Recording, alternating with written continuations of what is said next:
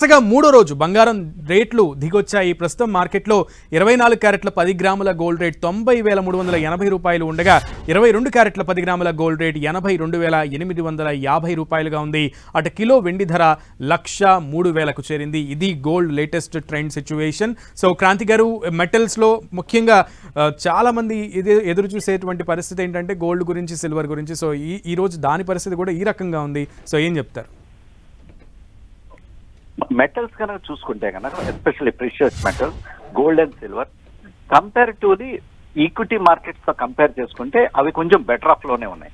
కానీ ఏంటంటే ప్రస్తుతం గ్లోబల్ మార్కెట్స్ లో ఏం జరుగుతుందంటే మన ఇండియన్ మార్కెట్స్ లో గోల్డ్ ని ఒక జ్యువెలరీ యూజ్ కే ఎక్కువ చూస్తాం. వేరే గ్లోబల్ మార్కెట్స్ లో ఇన్స్టిట్యూషన్స్ అని దీన్ని ఒక హెడ్జింగ్ ఇన్స్ట్రుమెంట్స్ కింద చూస్తాయి. నెక్స్ట్ ఏంటంటే వాళ్ళ యొక్క ట్రెజరీ గోల్డ్ ని లీన్ లో పెట్టి ఈక్విటీ పొజిషన్స్ తీసుకుంటూ ఉంటారు.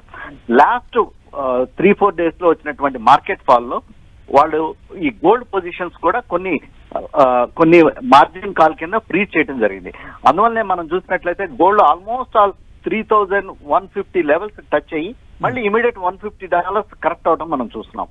So by and large comparatively gold is still shining asset కానీ కింద చూడాలి. కొంచెం 1-2 days కొంచెం కరెక్ట్ అయినప్పటికీ ప్రస్తుతం నేనైతే కనుక gold is good buying opportunity. Gold లో ఎటువంటి కరెక్షన్ వచ్చినా ఇన్వెస్టర్స్ కానీ లేకపోతే ఎవరైతే బై చేయాలనుకుంటున్నారో వాళ్ళకి మంచి ఆపర్చునిటీ కింద చూడాలి. By and large global markets లో ఎప్పుడైనా క్రైసిస్ ఉన్నప్పుడు గోల్డ్ ప్రైసెస్ అనేవి పెరగటానికే అవకాశం అనేది క్లియర్ కట్ గా ఉంటుంది. అయితే క్రాంతి గారు, పర్టికులర్ గా బ్యాంక్ నిఫ్టీ కూడా 50,000 దిగువకు పడిపోయినటువంటి పరిస్థితి ఉంది for the first time. So ఈ విషయంలో ఏం చెప్తారు చాలా కాలం తర్వాత? అంటే మనం బ్యాంకింగ్ అండ్ ఫినాన్షియల్ సర్వీసెస్ కనుక చూసినట్లయితే ఇవి డొమెస్టిక్ సెంట్రిక్ ఎకానమీ స్టాక్స్ అయినప్పటికీ బట్ ఏంటంటే ఫైనాన్షియల్స్ అనేవి more and by and large ఎక్కువ గ్లోబల్ సెంటిమెంట్ కి కనెక్ట్ అయి ఉంటాయి. అందువల్ల there is no exception. Global markets correct అయినప్పుడు IT and banking and financial services stocks correct అవుతాయి. దాంట్లో సెల్ ఆఫ్ అనేది ఉంటుంది. కానీ ఏంటంటే ఇండియా ఈ రోజే మనం monetary policy MPC committee meeting start అయింది.